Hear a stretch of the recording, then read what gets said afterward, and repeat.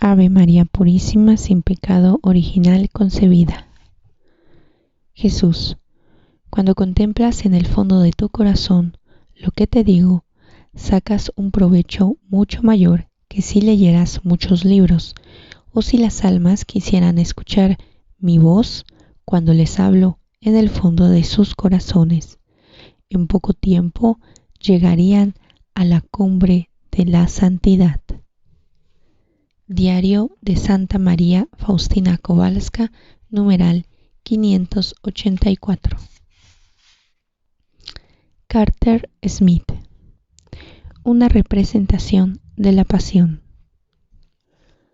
Cursaba educación primaria y vi un par de películas sobre cristianos martirizados por leones, y desde entonces siempre he querido entregar mi vida a Dios en un acto de amor total. Desde los 7 hasta los 9 años pasaba las horas del día recreando la pasión en el arenero de mi patio trasero, con las cruces de los dos ladrones clavadas una al lado de la otra, encima de un montículo.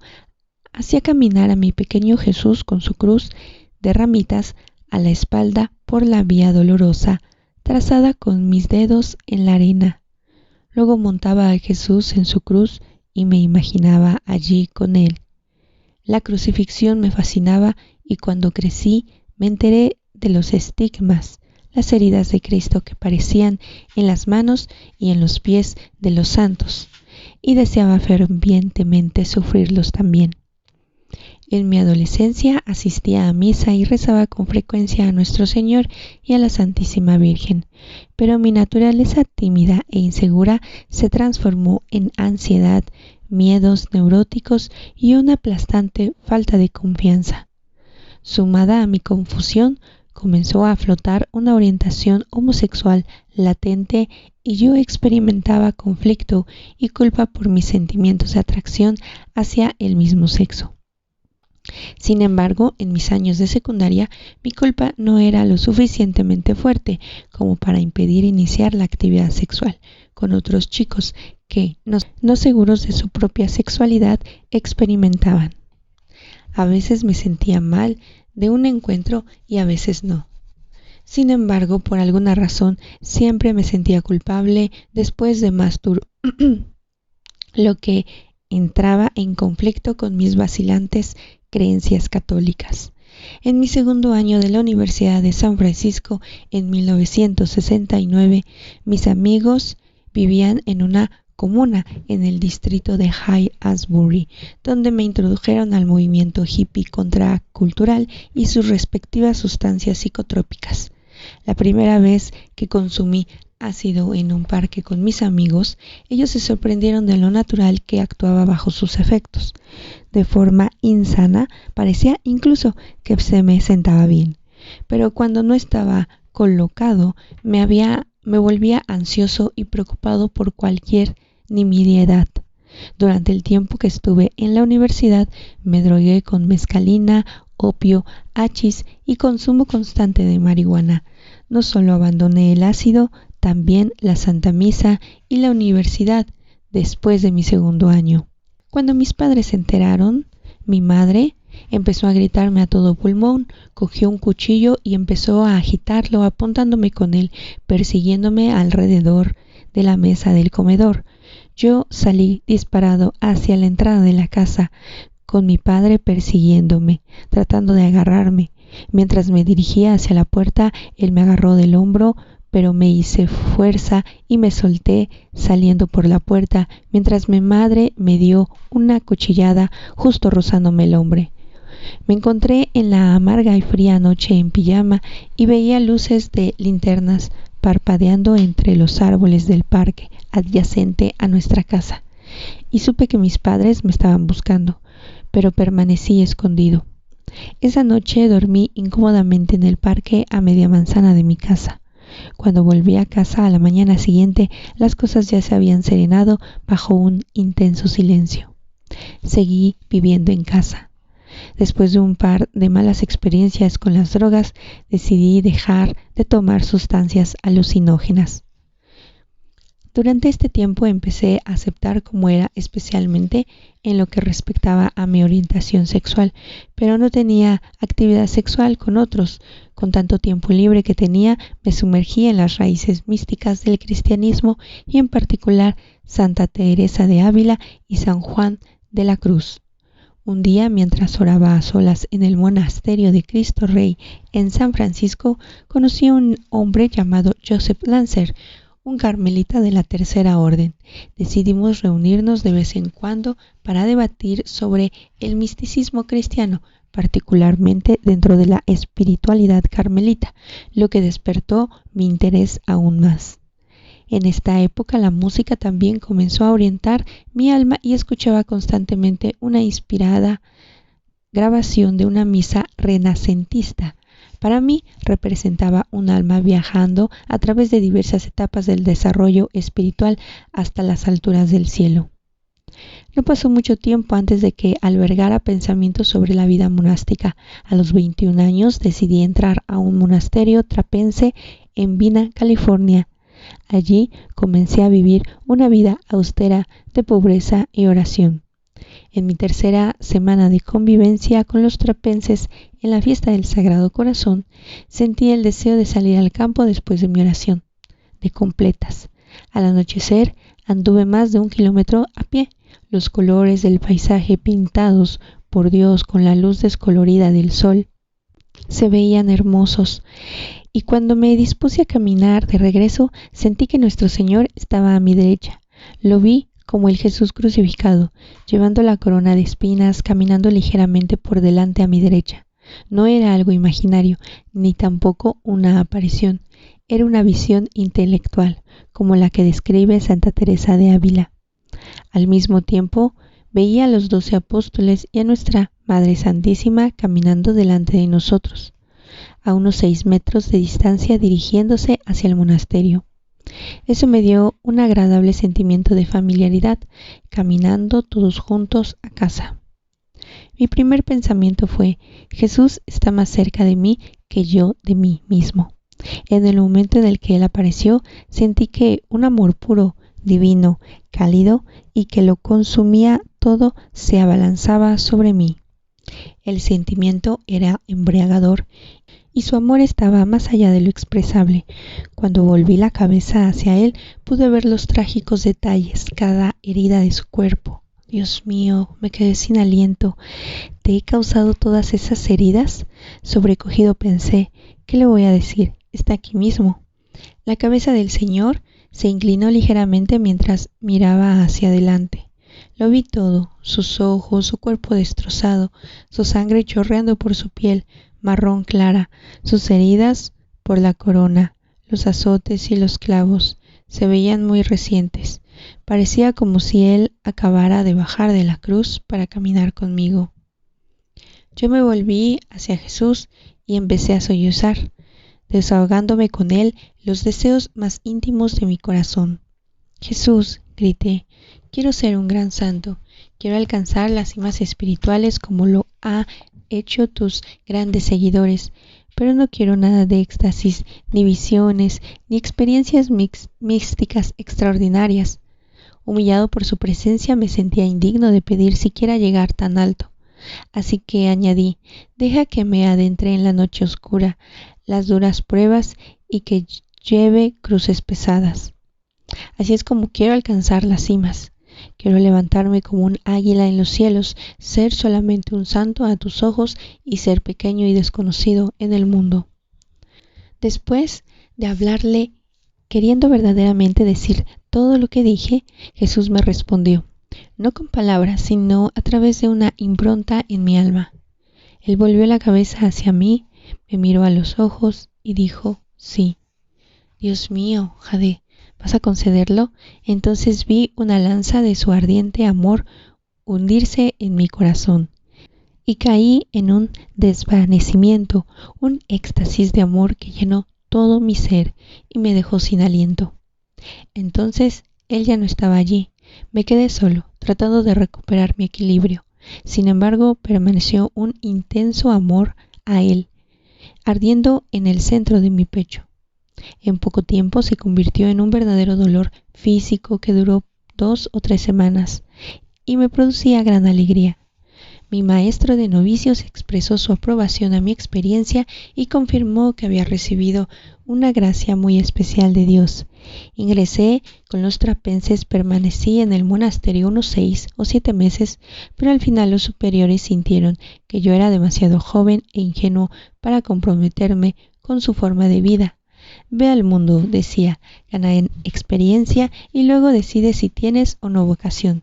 Me sugirieron que me uniera al servicio militar y yo elegí la marina porque me gustaba el océano. Me alejé de la gracia. Sucumbí a las tentaciones sexuales conmigo mismo. Empecé a sentirme culpable yendo a misa los domingos. Mi deseo de seguir con la vida cristiana disminuyó. Luché por permanecer en la marina durante más de 1 año y medio y así recibí una baja honorable. Contento de haber salido para dirigirme a casa de mi familia en San Carlos, California, me senté con mis padres y les solté a bocajarro, sin preámbulos, que era gay. Ellos me sorprendieron, haciendo sentir cómodo y sin causar ninguna reacción. Lo sabían desde hace tiempo.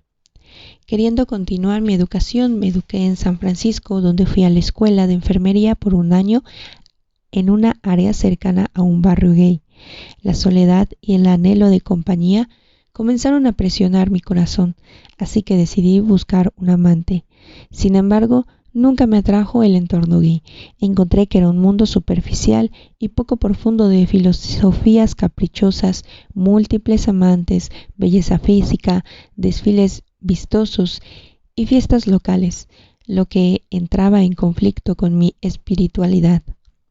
A finales de mis 20 conseguí un trabajo como enfermero en el Hospital de Administración de Veteranos. Comenzó una larga relación personal con un hombre de la India. En realidad, la relación era primero personal y luego con toda la familia entera. Él tenía esposa y 2 hijos y un bebé y una niña pequeña. Después de 5 años de estar juntos, mi compañero regresó a su país con su familia. Yo regresé a San Francisco con el corazón roto, retomé el trabajo de enfermero y pasé varios meses entre suspiros y soledad.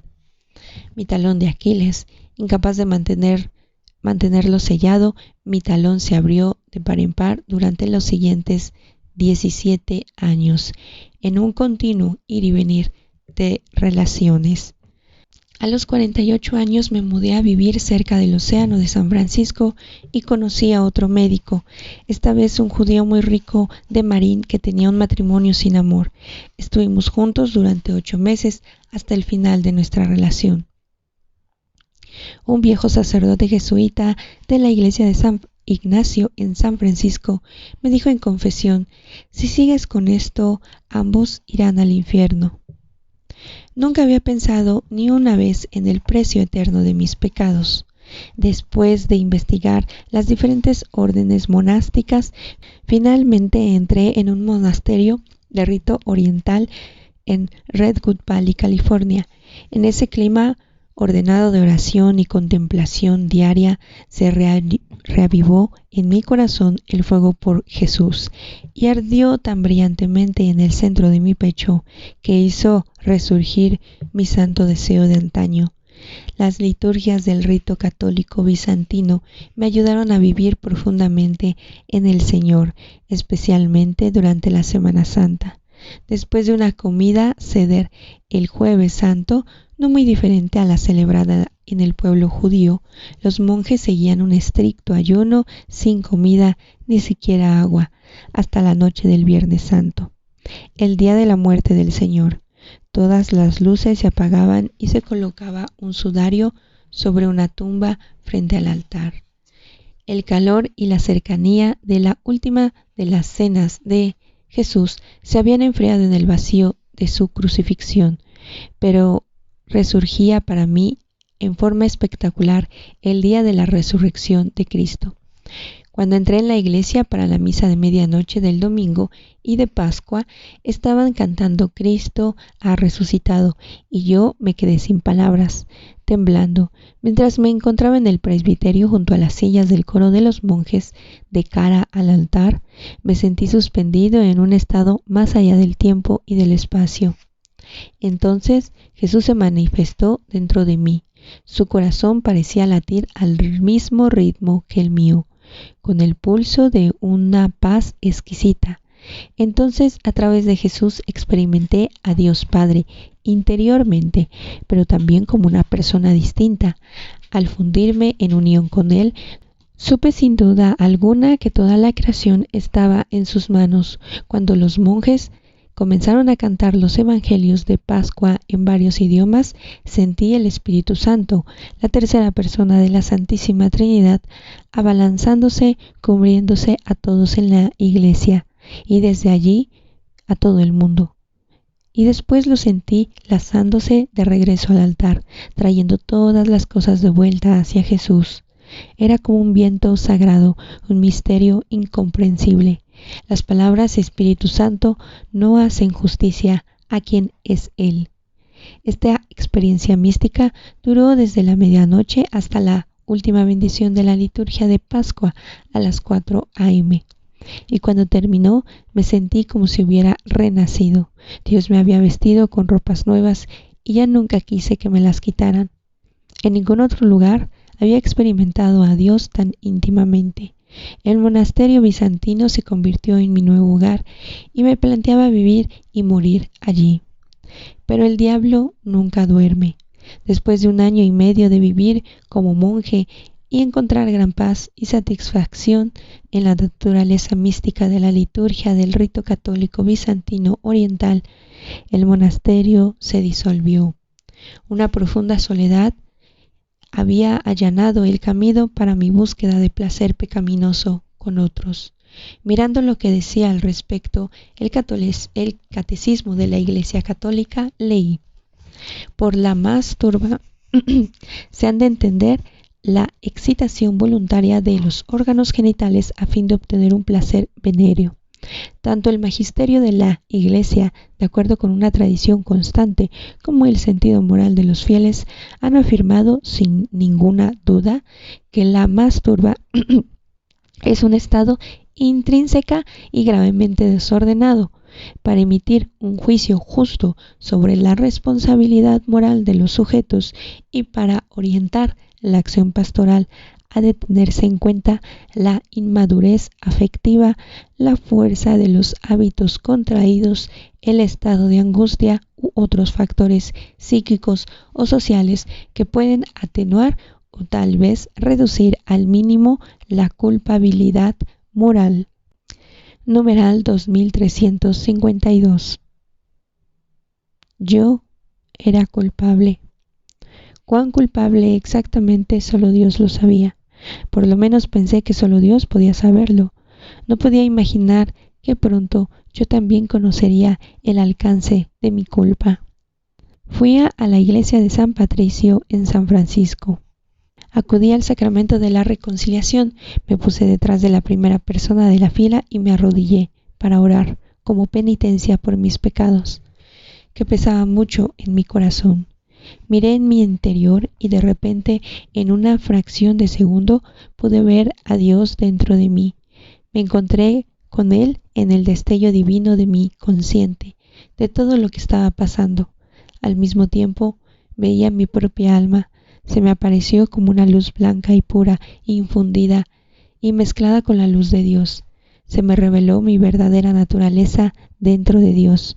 Me encontraba más cerca de Dios que de mi propio interior.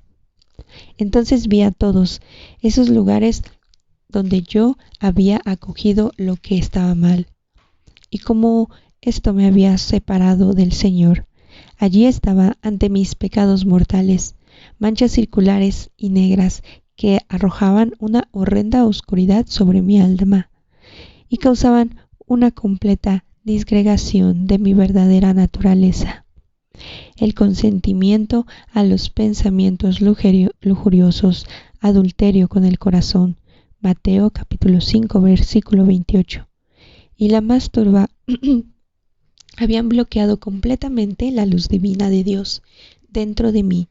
Mis pecados veniales también aparecieron como múltiples manchas grises, dejando pasar solo parcialmente la luz de Dios. Al escoger las tinieblas disfrazadas en la tierra como luz, yo me había entregado al mal del mundo.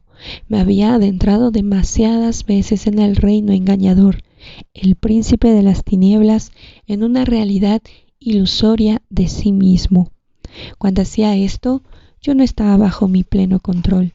Satanás lo estaba. Recibí un profundo conocimiento de que incluso un solo pecado mortal nos bloquea completamente de la luz de Dios. Comenzamos a vivir en la muerte. Vivimos, pero estamos muertos y no lo sabemos.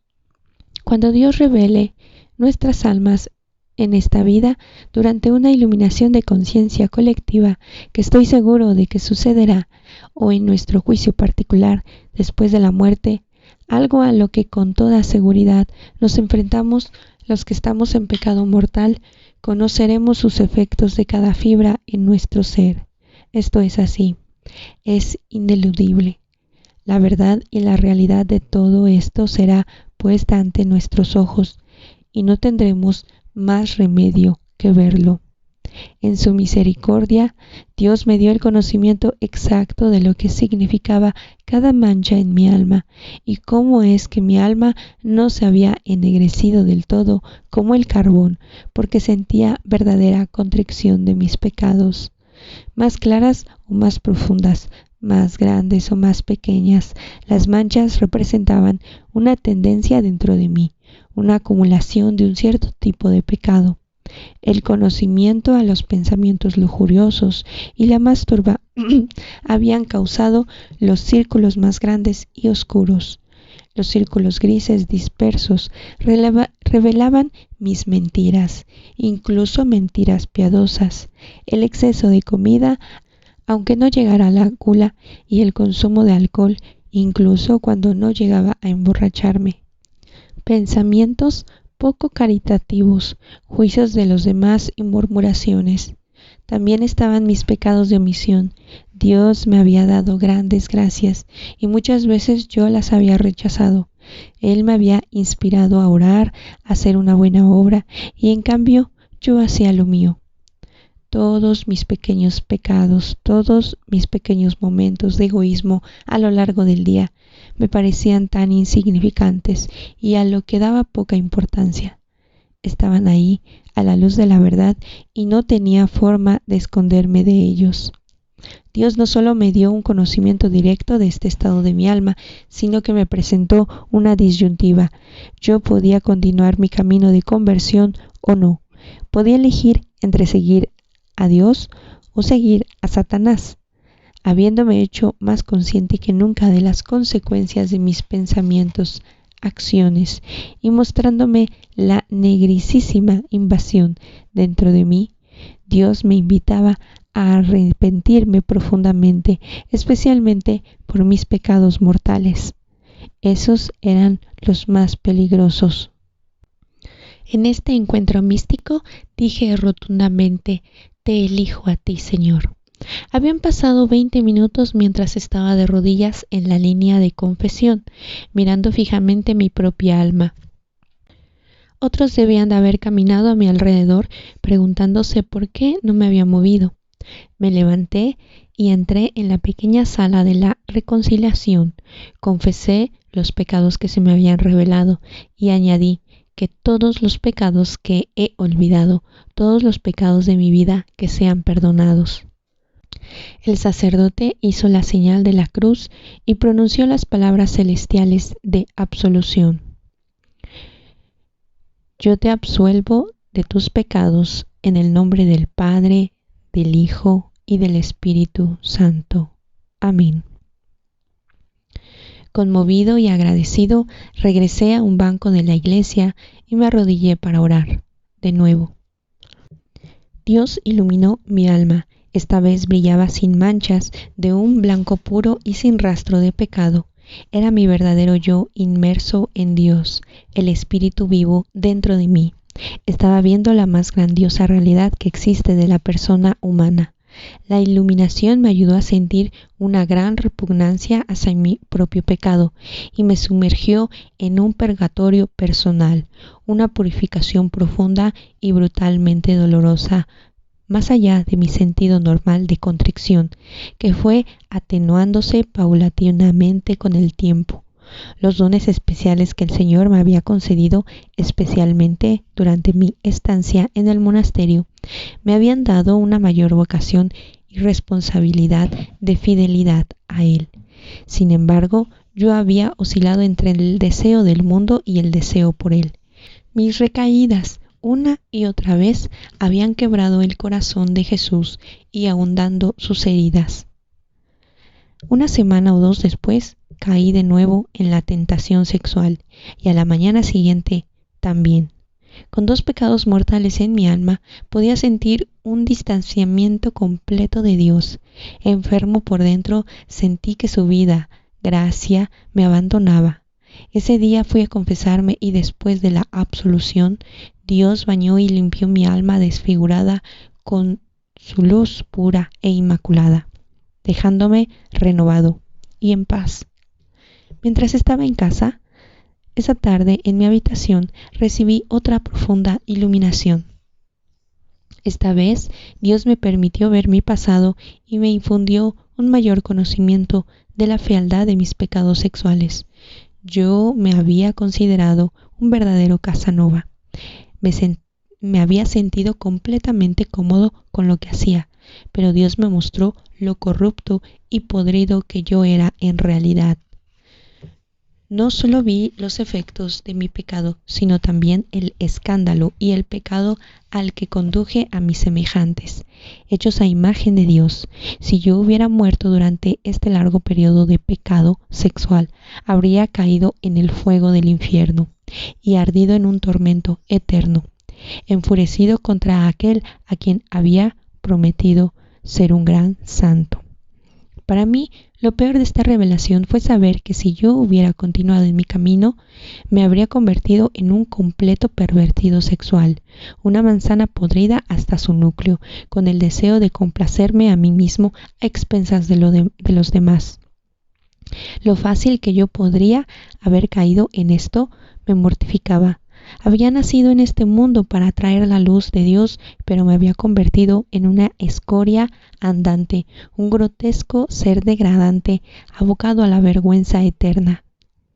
La pena, el dolor y el remordimiento, aún más penetrantes que antes, se apoderaron de mi corazón, llamándome a una elección aún más profunda. Simplemente no podía seguir cayendo más en la masturba y los pensamientos impuros. Tomé la decisión ese día, con cada ápice de mi voluntad, de pararme. Nunca me había comprometido tanto con mi Señor y me horrorizaba mucho caer y desconectarme de la vida, porque la vida es Dios, no hay vida real fuera de Él. En el 2014 me jubilé después de trabajar como enfermero durante muchos años y ahora vivo en un complejo residencial para jubilados de bajos ingresos en Wicca, California. Aquí paso mis días solo como monje, muy alejado del mundo. Me confieso cada 2 o 4 semanas y todos los días rezo el Santo Rosario, la coronilla de la Divina Misericordia, voy a misa, leo la Biblia, rezo laudes al levantarme y vísperas antes de retirarme en la noche. Mi único deseo es sufrir por Jesús para ayudarle a rescatar almas. Sé que esto es difícil de entender para cualquiera porque va en contra de la razón humana. ¿Por qué querría alguien sufrir? Tal vez pueda explicarlo. El mensaje de la cruz es necedad para los que se pierden, pero para los que se salvan, para nosotros es fuerza de Dios. Primera carta de Corintios capítulo 1 versículo 18. Jesús nos mostró el camino perfecto. Él dijo: toma tu cruz y sígueme. Y a través de su insoportable sufrimiento y muerte, nosotros somos salvados. Estamos llamados a ser como Jesús. Y cuando elegimos unirnos al sufrimiento del Señor, le ayudamos a salvar almas. Por eso el sufrimiento ofrecido con amor nunca es vano. Explica por qué hay algunas almas víctimas en el mundo, por qué la gente recibe los estigmas, las heridas de Cristo en su propio cuerpo. San Pablo, que aceptó su propio sufrimiento sin paliativos, habló de esta realidad. Cito: todo para conocerlo, a Él, y la fuerza de su resurrección y la comunión con sus padecimientos, muriendo su misma muerte. Filipenses capítulo 3, versículo 10. Y ahora me alegro de mis sufrimientos por vosotros. Así completo en mi carne lo que falta a los padecimientos de Cristo en favor de su cuerpo, que es la Iglesia. Colosenses capítulo 1, versículo 24. El diario de Santa Faustina Kowalska, la santa de la Divina Misericordia, da aún más claridad al sufrimiento redentor. En él, Jesús dice: hay un solo precio con el cual se compran las almas, y este es el sufrimiento unido a mi sufrimiento en la cruz. El amor puro comprende estas palabras. El amor carnal no las comprenderá nunca. Numeral del diario 324. Cada conversión de un alma pecadora exige sacrificio. Numeral 961. Necesito tus sufrimientos para salvar las almas. Numeral 1612. El sufrimiento es una gran gracia. A través del sufrimiento, el alma se hace semejante al Salvador. El amor se cristaliza en el sufrimiento. Cuando más es el sufrimiento, tanto más puro se hace el amor. Numeral 57. Hoy en día quiero ser un sacrificio vivo, que no quede en mí nada más que el amor. Cuando deje esta vida, anhelo acercarme al trono de mi Señor en pureza y blancura, para ser esa alma brillante que Él me mostró que era realmente. Te amo, Jesús, te amo. Déjame ser un holocausto viviente para ti. Ese es el constante clamor de mi corazón, el más profundo y sincero deseo de mi corazón, ignorado durante muchos años, que se está haciendo realidad. El sí que Jesús me dio en el monasterio trapense hace mucho tiempo, cuando apareció en mi derecha y le dije que quería llevar pesadas cruces, se han hecho realidad. He sentido el peso aplastante de su cruz durante muchos años, mientras mi alma se ha sumergido en la oscuridad. Cada momento de cada día. Este vacío amargo no es depresión, sino la cruz que elijo llevar. No estoy desesperado. Como bien, duermo bien y mi mente está despierta. He sufrido momentos de depresión en el pasado, y aunque es normal esta soledad que siento, la experiencia que percibo de la ausencia de Dios es totalmente única. En estos largos años de oscuridad, Dios ha tomado el control y me ha estado guiando por un oscuro camino de sufrimiento redentor, por las dificultades que atravieso en la vida cotidiana y ordinaria, espiritual, física, financiera, social y familiar, a través de un incesante renunciamiento a una vida en la vaciedad y futilidad de una existencia mundana. Me encuentro completamente desprovisto de cualquier sensación de consuelo espiritual o cercanía a Dios. De verdad, es muy doloroso a veces. Dios ha retirado de mi corazón todo lo que más aprecio y considero importante, en todos los niveles de mi ser. Me encuentro ahora en un lugar que está en las antípodas de un hogar. Deseo reunir en mis brazos a las almas perdidas como las flores de un inmenso prado y presentarlas a Jesús en un magnífico ramo. Por eso vivo en este vacío, en esta noche oscura, para que otros en peligro de perder sus almas puedan algún día vivir en la plenitud de la luz. Si le place al Señor, sufriré esto por toda la eternidad, solo para saber que le he dado todo y no me he guardado nada para mí. Mi oración constante es consumirme como una ofrenda de holocausto, recibir sus heridas, su agonía, su abandono y subirme en unión con Él en la cruz. Y cuando llegue mi hora de morir, ruego poder derramar mi sangre por Jesús en un acto definitivo de amor, tal como deseaba de pequeño cuando jugaba en mi arenero en el patio trasero. Jesús, manso y humilde de corazón, haz mi corazón semejante al tuyo.